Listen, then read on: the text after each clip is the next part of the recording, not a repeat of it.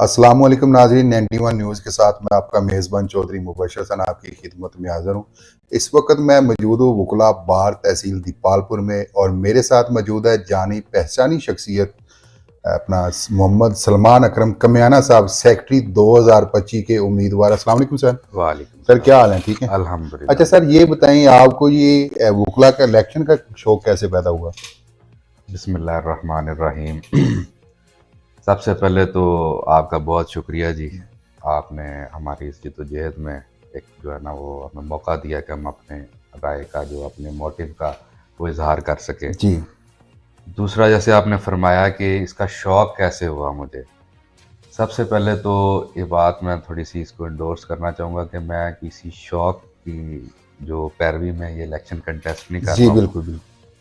हर इंसान किसी भी एक्टिविटी में, किसी भी जिद्दोजहद में होता है तो उसमें कुछ जो है ना उसके मोटिव्स होते हैं। मेरा बेसिकली जो मोटिव है इलेक्शन कंटेस्ट करने का, वो मैं समझता हूँ, मेरी ज़ात की ये राय है कि ये नीड ऑफ नेसेसिटी, ये एक वक़्त की जो ज़रूरत मैंने फ़ील की कि तनकीद करना और हर वक़्त दूसरों पे तनकीद करना ये किसी भी मसले का हल नहीं है। जी this is not a solution for any problem. जो प्रॉब्लम का सलूशन है वो ये है कि आप अपनी हद तक जो कोशिश कर सकते हो, जो अपनी चूंच में कतरा वो इब्राहिम की आग में फेंक सकते हो, आपको फेंकना चाहिए। क्या बात।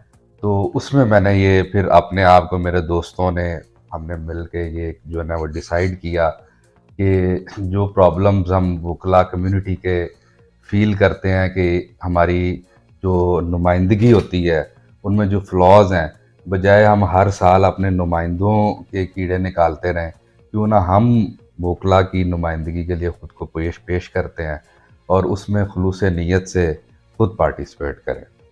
तो ये जी बेसिकली मेरा मोटिव है। अच्छा जी, बिल्कुल। आप 25 से 26 तक के सदर दूसरा सेक्रेटरी मुंतखब होते हैं, तो आपका पहला मिशन मुगलों के वकला बरादरी के लिए क्या होगा?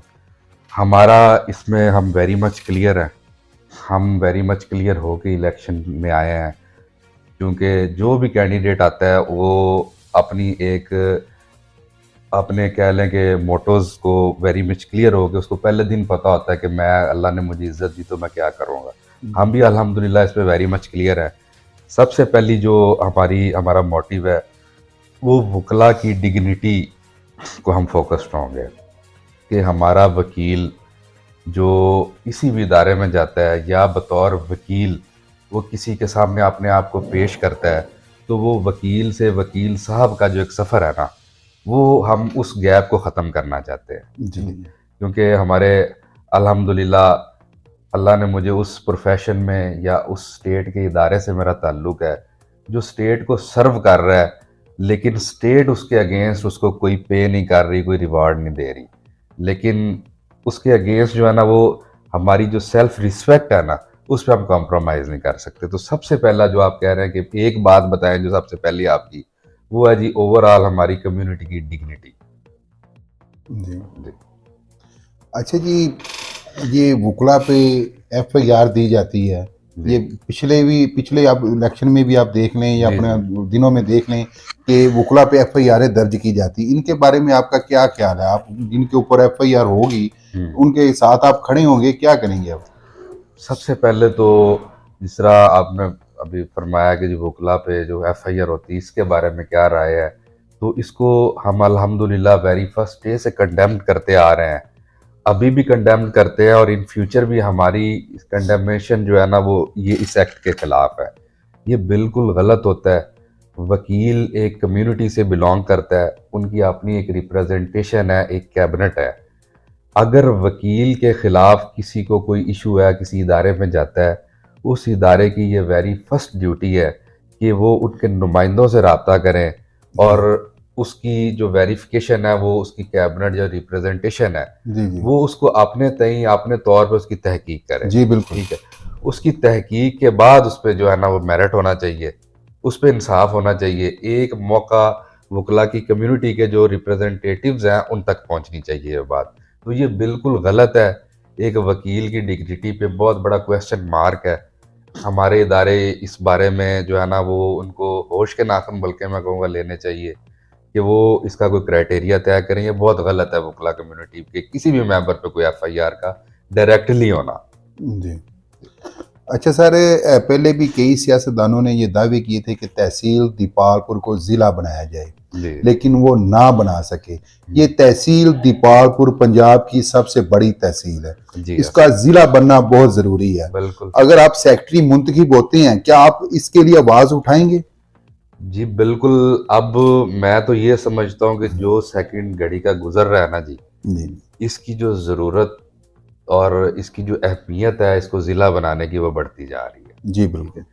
क्योंकि वक़्त के साथ साथ ये एक नेचुरल या यूनिवर्सल ट्रुथ है, हमारी आबादी में भी वो इज़ाफ़ा हो रहा है, मज़ीद इज़ाफ़ा हो रहा है। जी बिल्कुल। उस आबादी के इज़ाफ़े के साथ लोगों की ज़रूरियात, लोगों के कम्युनिकेशंस और लोगों का आपस में जो मेल जोल है उसकी अहमियत भी उजागर हो रही है।